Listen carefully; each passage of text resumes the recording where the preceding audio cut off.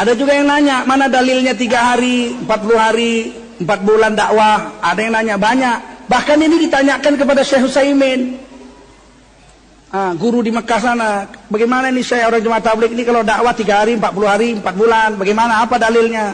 Apa kata Syekh Utsaimin? Hadza min tartibihim. Ini tertibnya mereka. Bukan usul ini tertib. Kalau tertib mana boleh ditanya.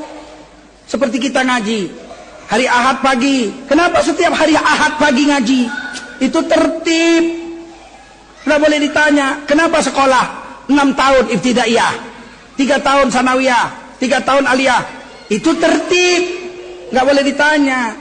Harusnya nanyanya jangan kenapa. Jangan mana dalilnya. Mana dalilnya sekolah 6 tahun. Itu tertib. Mana ada dalil, nggak perlu dalil. Kenapa? Mana ngaji, dalilnya ngaji hari Minggu pagi? Mana dalilnya? Ada hadisnya, ngajilah kau Minggu pagi.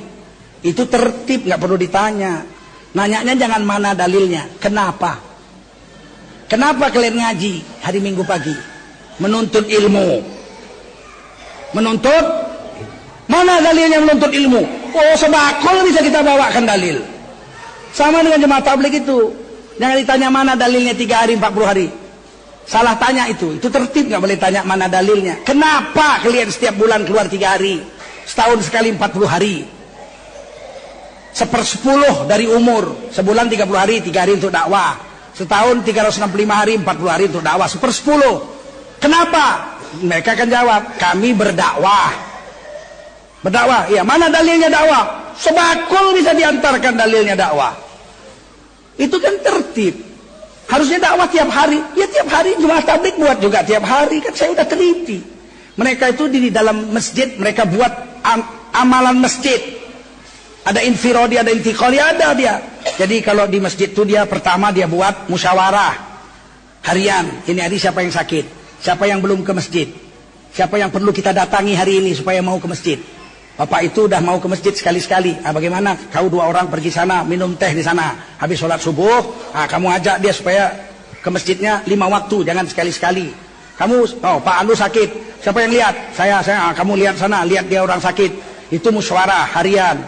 Kemudian ada taklim, sehari sekali. Kalau di masjid saya 5 kali taklim. 5 kali saya yang baca. Kalau nggak ada saya, imamnya baca. Setiap sholat mesti taklim. Datanglah ke Buaran. Sudah saya lakukan itu 10 tahun lebih. 5 kali sehari taklim. Kan taklim disuruh. Disuruh nggak taklim? Suruh baca hadis.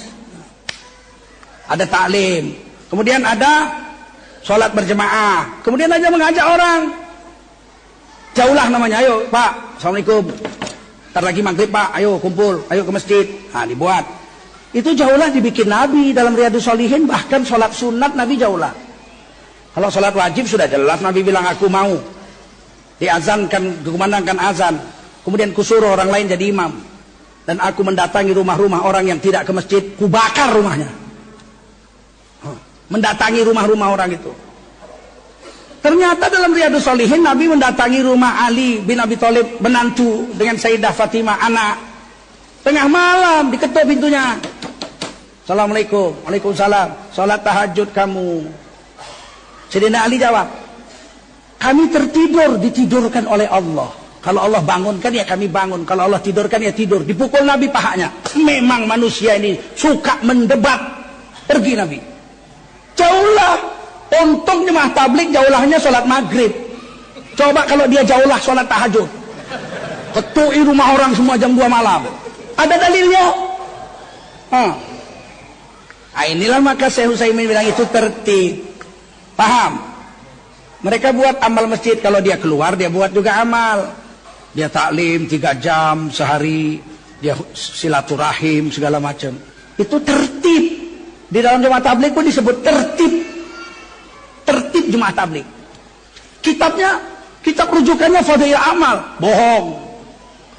Mana ada kitab Fadhail Amal bisa jadi rujukan? Itu kitab Fadhail. Rujukan jemaah tabligh Quran hadis. Kalau di Indonesia atas mazhab Imam Syafi'i. Kalau di India, Pakistan, Bangladesh atas mazhab Imam Hanafi. Kalau dia di Maroko atas mazhab Imam Maliki. Kalau dia di Saudi Arabia atas mazhab Imam Hambali. Saudi kan pakai mazhab Imam Hambali. Makanya orang sana kalau udah azan nggak sholat ditangkap. Ada polisi yang menangkap. Orang laki-laki nggak sholat ke masjid setelah azan ditangkap. Karena mazhab Hambali mewajibkan sholat berjemaah fardu ain bagi setiap laki-laki. Dicambuk kalau nggak ke masjid. Pakai mazhab. Kalau nggak pakai mazhab bagaimana memutuskan pengadilan agama? Coba. Ada orang jual masjid. Pengurus masjid jual masjid. Diadukan sama jemaahnya, masuk pengadilan. Pakai apa memutuskannya? Kalau nggak pakai mazhab. Pakai Quran hadis. Hadis yang sini boleh, yang sini tidak, berantem di situ. Makanya pengadilan agama di seluruh dunia pasti pakai mazhab. Pengadilan agama Indonesia mazhab Imam Syafi'i. Kitab rujukannya Majmu' Syarhul Muhadzab Imam Nawawi. Tebel, lumayan 1,3 meter. Itu rujukan pengadilan agama Republik Indonesia.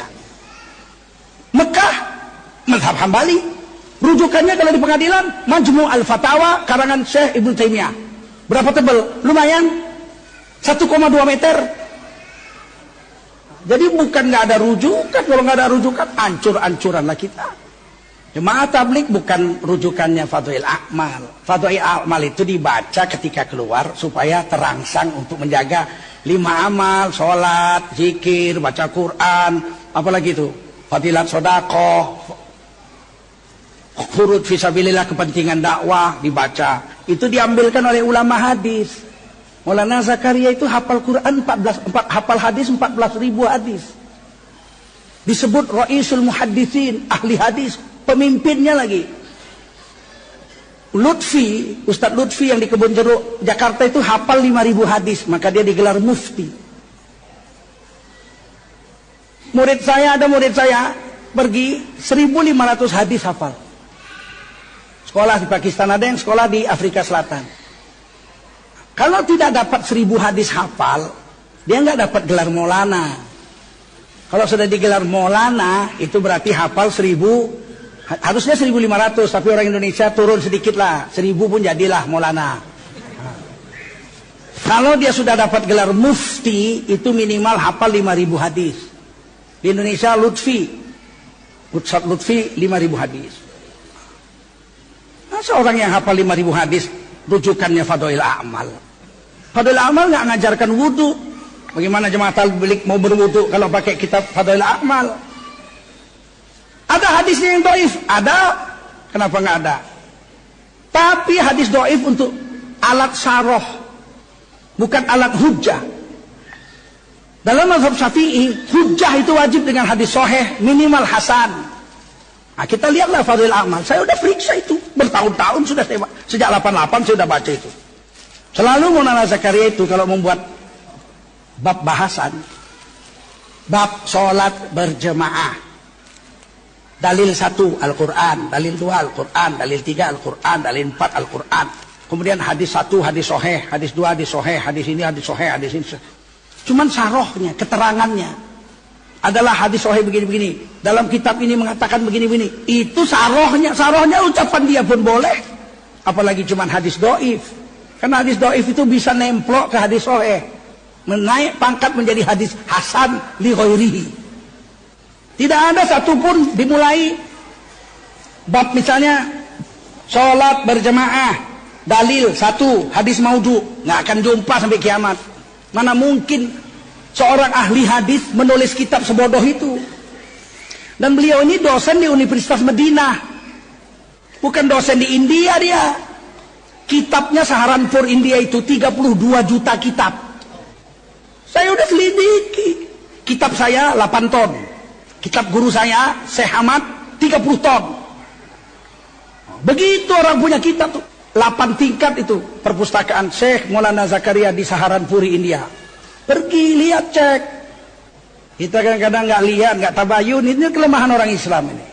Hadis dhaif menyokong hadis sahih, naik pangkat dia jadi hadis hasan li ghairihi. Dhaif, tapi satu makna banyak, ada 3-4 hadis dhaif yang kalimatnya sama, maka kalimat sama ini mendukung menjadi hasan li ghairihi. Hadisnya jadi hasan.